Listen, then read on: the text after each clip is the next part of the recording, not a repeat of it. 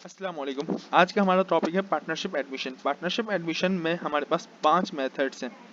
तो उन 5 मेथड में पहला मेथड है परचेस ऑफ इंटरेस्ट मेथड, दूसरा मेथड है हमारे पास बोनस मेथड, तीसरा मेथड है हमारे पास गुडविल मेथड, चौथा मेथड है हमारे पास सफिशिएंट कैश मेथड और पांचवा मेथड है हमारे पास मिक्स मेथड। अच्छा, अब इनमें से सब में से डिटेल मेथड जो है ना हमारे पास वो 3 है, जिसमें से एक बोनस है, एक गुडविल है और एक है हमारे पास मिक्स मेथड। तो आज का हमारा पहला टॉपिक होगा बोनस मेथड।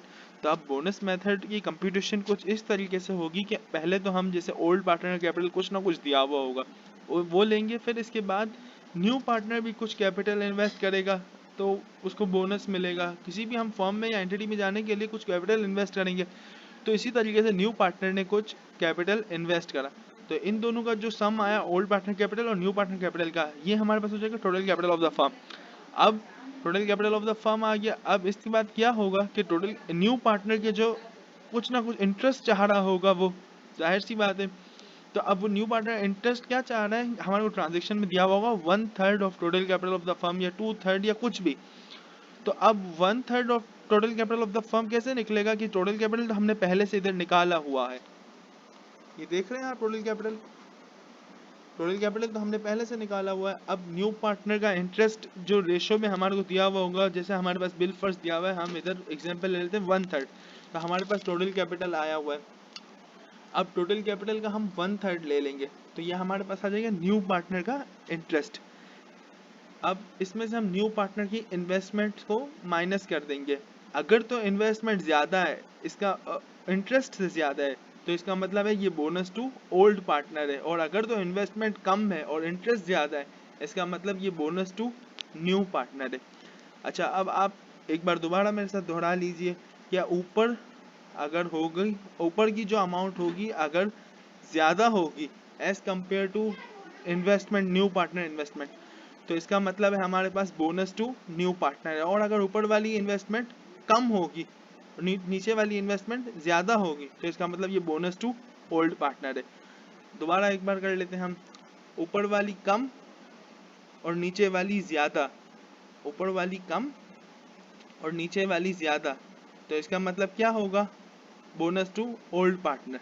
और अगर बोनस टू न्यू पार्टनर होगा तो ऊपर वाली ज़्यादा और नीचे वाली कम, ऊपर वाली ज़्यादा नीचे वाली कम, तो बोनस टू न्यू पार्टनर। ठीक है, अब हम आगे चलते हैं, इसकी एंट्रियां भी देख लेते हैं। तो इसकी एंट्री किस तरीके से बनेगी, जनरल एंट्री अगर होता है हमारे पास बोनस टू न्यू पार्टनर, ठीक है, तो उसमें हम जो कैश इन्वेस्टमेंट लेंगे ना वो वाली लेंगे जो न्यू पार्टनर ने इन्वेस्ट करा है। जैसे बिल फर्ज अगर न्यू पार्टनर ने 50,000 रुपये लगाए थे, तो वो 50,000 रुपये हम इधर लिखेंगे। और न्यू पार्टनर का जो इंटरेस्ट आया ना, वो वाली अमाउंट हम इधर लिखेंगे। ये वाली अमाउंट हमने इधर लिख ली। फिर इसके बाद इस अमाउंट को हम इस अमाउंट में से माइनस कर देंगे, तो जो रिमेनिंग अमाउंट हमारी आएगी वो डेबिट कॉलम में आएगी। और जो डेबिट कॉलम में आएगी तो वो ओल्ड पार्टनर के कैपिटल हमारा डेबिट होगा। क्यों, क्योंकि न्यू पार्टनर को जो इंटरेस्ट मिला या बोनस मिला वो ओल्ड पार्टनर के कैपिटल में से डिडक्ट होके मिला, तो ओल्ड पार्टनर कैपिटल कम हुआ, और जब कैपिटल कम होता है तो हम क्या करते हैं, डेबिट करते हैं।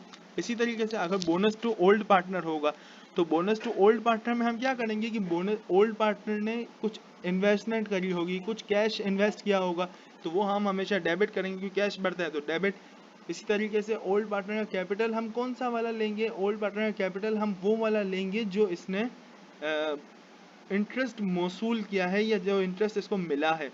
ठीक है, तो अब जो इंटरेस्ट इसको मिला है वो हम इधर क्रेडिट कर देंगे, क्योंकि कैपिटल जब बढ़ता है तो क्रेडिट।